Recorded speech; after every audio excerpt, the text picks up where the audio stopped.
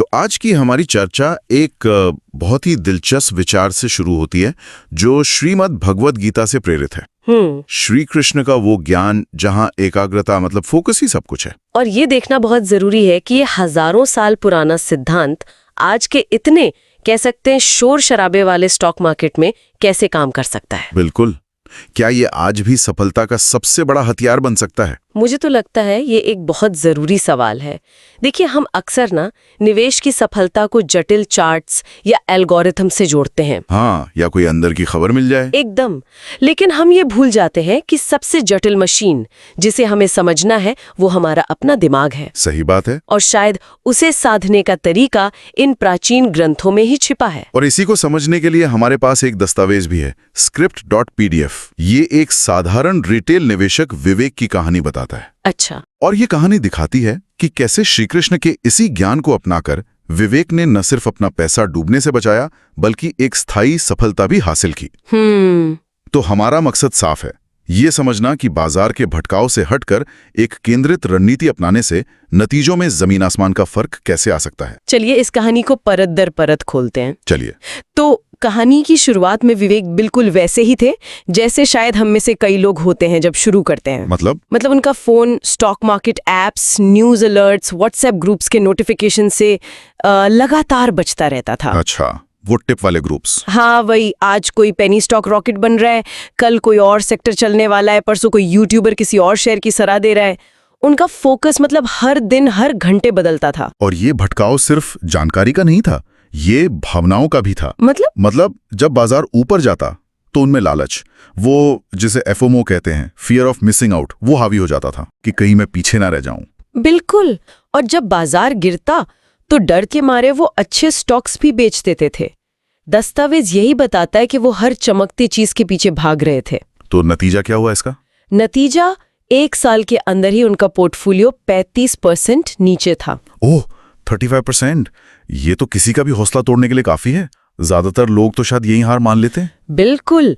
और बाजार को जुआ कहकर बाहर हो जाते। सही बात है। लेकिन यही विवेक की कहानी में पहला मोड़ आता है। दस्तावेज में एक लाइन लिखी है जो बहुत गहरी है। उस रात उन्हें एहसास हुआ कि समस्या मार्केट नहीं, मेरा बिखरा हुआ फोकस है। ये बहुत बड़ी बात है। हाँ, ये मानना कि दिक्कत बाहरी परिस्थितियों में नहीं बल्कि हमारे अपने तरीकों में है, यही बदलाव की पहली सीढ़ी है ना? उन्होंने मार्केट को दोष नहीं दिया बल्कि अपने अंदर झांका। और इसी आत्ममंथन के दौरान उनके हाथ श्रीमद् भगवद गीता लगी और उन्होंने एक भाव पढ़ा जिसने सब कुछ बदल दिया। बहुशाखा हिनंताश्च बुद्धयो अव्यवसायी नाम। इसका क्या मतलब है? देखिए, इसका सीधा सा मतलब है कि जो मन स्थिर नहीं होता, जिसकी कोई एक दिशा नहीं होती, उसकी बुद्धि हजारों दिशाओं में, अनगिनत शाखाओं में बंटी रहती है। मतलब एक साथ कई जगहों पर। हाँ, और ऐसी बिखरी हुई बुद्धि से कोई बड़ा फैसला नहीं लिया जा सकता। ये बात विवेक को आईने की तरह साफ दिखी। अच्छा।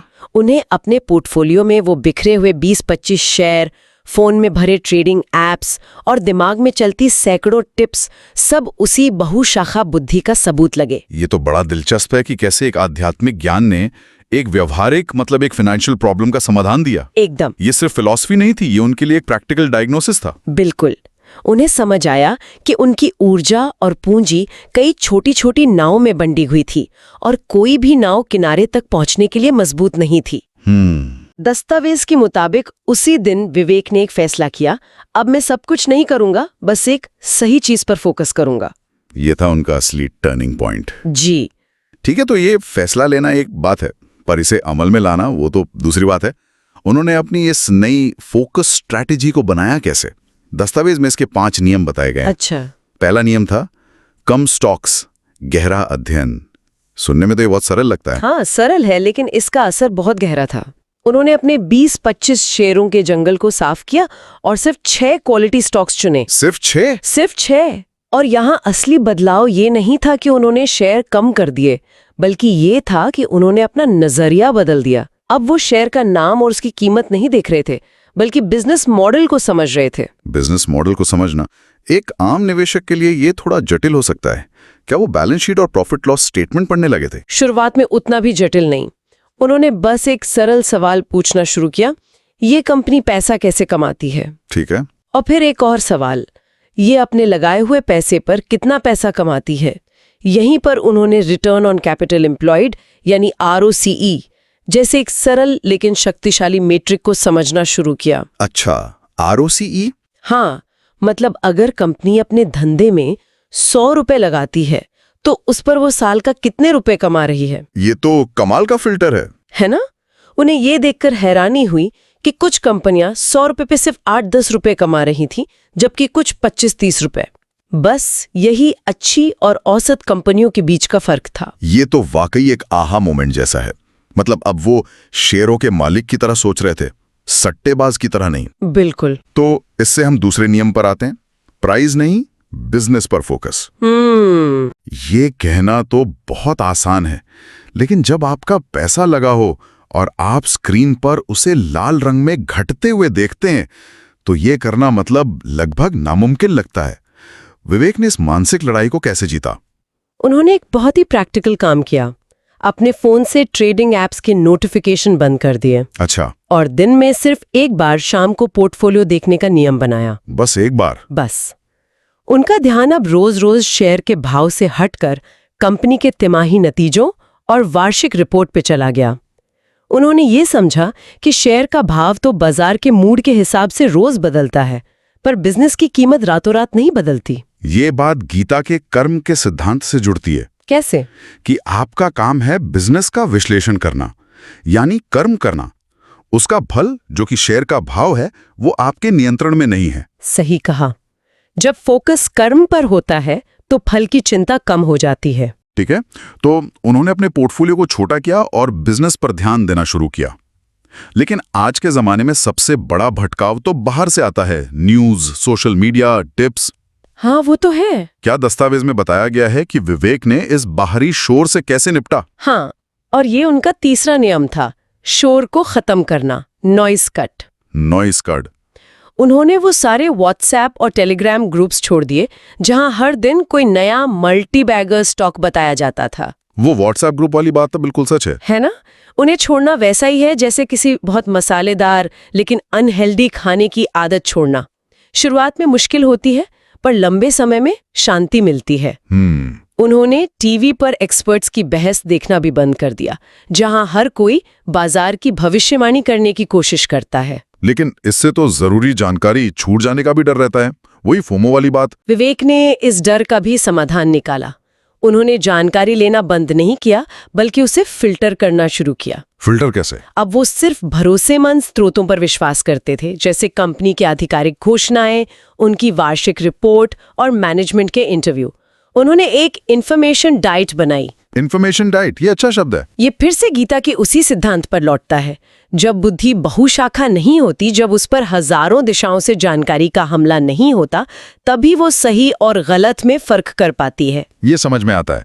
कम स्टॉक, बिजनेस पर ध्यान और कम शोर। चौथा नियम क्या था? चौथा नियम था लॉन्ग टर्म पर फोकस। ये तो निवेश की दुनिया का सबसे पुराना और सबसे ज्यादा दोहराए जाने वाला नियम है। इसमें विवेक ने क्या अलग किया? उन्होंने इस नियम को सिर्फ माना नहीं, उसे गहराई से समझा। पहले वो सोचते थे कि लॉन्ग टर्म का मतलब है कुछ महीने इंतजार करना। हाँ, ज्यादातर लोग यही समझते हैं। अब उनकी सोच 3 से 5 साल की हो गई। और यहाँ असली बदलाव ये नहीं था कि उन्होंने लंबा इंतजार करने का फैसला किया, बल्कि ये था कि उन्होंने समझा कि समय ही अच्छी कंपनियों का सबसे बड़ा दोस्त और औसत कंपनियों का सबसे बड़ा दुश्मन होता है। एकदम। ये सिर्फ धैर्य नहीं था, ये कंपाउंडिंग की ताकत पर एक गहरा विश्वास था कि अच्छी कंपनियां समय के साथ अपनी कमाई को फिर से निवेश करके तेजी से बढ़ती हैं। जी। उन्होंने इंट्राडे और ओवर ट्रेडिंग पूरी तरह बंद कर दी, जिससे ना सिर्फ उनका पैसा ब्रोकरेज और टैक्स में बर्बाद होने से बचा, बल्कि उन्हें मानसिक शांति भी मिली। और उनका पांचवा और आखिरी नियम था भावनाओं से नहीं, नियमों से निवेश।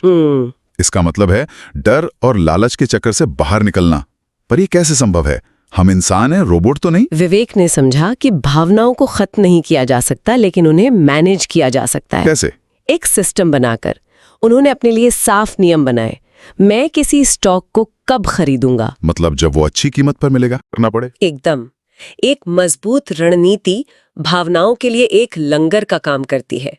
जब आपके पास नियम होते हैं तो बाजार का उतार चढ़ाव आपको विचलित नहीं कर पाता। ये केंद्रित मन का सबसे बड़ा सबूत है। हाँ, जो बाहरी घटनाओं पर प्रतिक्रिया नहीं करता बल्कि अपनी बनाई हुई योजना पर टिका रहता है। तो इन 5 नियमों, कम स्टॉक, बिजनेस पर ध्यान, शोर खत्म, लंबा नजरिया और नियमों से निवेश, इन सब का नतीजा क्या हुआ?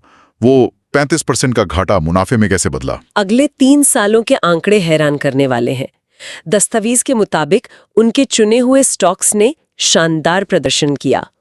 टीसीएस में 85% की बढ़त, वाह, एचटीएम में 70%, टाइटन में 130%। 130%? हाँ, एचडीएफसी बैंक में 90% और एशियन पेंट्स में 120% की बढ़त हुई। इसका मतलब है कि जो पोर्टफोलियो कभी 35% घाटे में था, वो अब 3 गुना से भी ज्यादा हो चुका था। ये तो कमाल का ट्रांसफॉर्मेशन है। हाँ, लेकिन दस्तावेज में एक बात साफ लिखी है, इसमें कोई जादू नहीं था, उसने सिर्फ फोकस रखा। ये इस बात का प्रमाण है कि एक सही और अनुशासित प्रक्रिया असाधारण परिणाम दे सकती है। ये दिखाता है कि बाजार को टाइम करने की कोशिश करने से कहीं बेहतर है कि आप बाजार में समय दें, वो भी सही कंपनियों और एक शांत दिमाग के साथ। बिल्कुल। और इन नतीजों का असर सिर्फ उनके बैंक अकाउंट पर नहीं बल्कि उनकी जिंदगी पर भी पड़ा होगा, है ना? निश्चित रूप से। आज विवेक एक बदले हुए निवेशक हैं। वो मार्केट क्रैश होने पर घबराते नहीं, बल्कि हर गिरावट को अपनी पसंदीदा कंपनियों में और निवेश करने का एक अवसर मानते हैं। अवसर मानते हैं, दिक्कत नहीं। जी, और यहाँ सबसे गहरी बात यह है कि वो अब, जैसा कि दस्तावेज में लिखा है, वेल्थ के साथ पीस भी कमाते हैं। वेल्थ के साथ पीस, ये बहुत गहरी बात है। जो बिखरे हुए फोकस के साथ असंभव थी, उनका निवेश अब उनके लिए चिंता का नहीं बल्कि सुरक्षा और समृद्धि का स्रोत है। और जब लोग उनसे उनकी सफलता का राज पूछते हैं तो वो मुस्कुराकर कहते हैं, श्री कृष्ण का ज्ञान, फोकस ही सबसे जरूरी है। ये बहुत शक्तिशाली संदेश है। ये हमें याद दिलाता है कि सबसे प्रभावी समाधान अक्सर सबसे सरल होते हैं। जटिलता में नहीं बल्कि स्पष्टता और एकाग्रता में असली ताकत होती है। तो विवेक की इस कहानी से हमें कुछ बातें साफ तौर पर सीखने को मिलती हैं। पहली, हर अवसर के पीछे भागना समझदारी नहीं है, है ना? नहीं, बल्कि ये चुनना कि हमें क्या नजरअंदाज करना है, वो ज्यादा जरूरी है। दूसरी बात, जैसे ही फोकस टूटता है, नुकसान शुरू हो जाता है। बिखरा हुआ ध्यान हमेशा कमजोर नतीजे देता है, चाहे वो निवेश हो या जीवन का कोई और पहलू। तीसरा, शांत मन ही सही और तर्कसंगत फैसले ले सकता है और मन की शांति बाजार के शोर से दूर रहकर ही मिलती है। और आखिर में सफलता का सूत्र, जैसा कि इस कहानी से पता चलता है, साफ है। क्वालिटी प्लस धैर्य plus focus is equal to wealth. ये एक ऐसा समीकरण है जो कभी पुराना नहीं होता। अंत में सब कुछ श्री कृष्ण के उसी वाक्य पर आकर टिक जाता है, जो अपने लक्ष्य पर दृष्टि रखता है वो युद्ध भी जीतता है और जीवन भी। और दस्तावेज के मुताबिक स्टॉक मार्केट भी वही जीतता है जो अपना फोकस नहीं खोता। ये एक ऐसा सिद्धांत है जो हर जमाने में हर निवेशक के लिए प्रासंगिक रहेगा। इस पूरी चर्चा के बाद ये सोचना दिलचस्प है कि निवेश के अलावा जीवन के और कौन से क्षेत्रों में हम बहुशाखा बुद्धि का शिकार हो रहे हैं, कहाँ हमारा ध्यान बिखरा हुआ है। और कहाँ इस शोर को कम करके और फोकस को बढ़ाकर इसी तरह के असाधारण परिणाम पाए जा सकते हैं।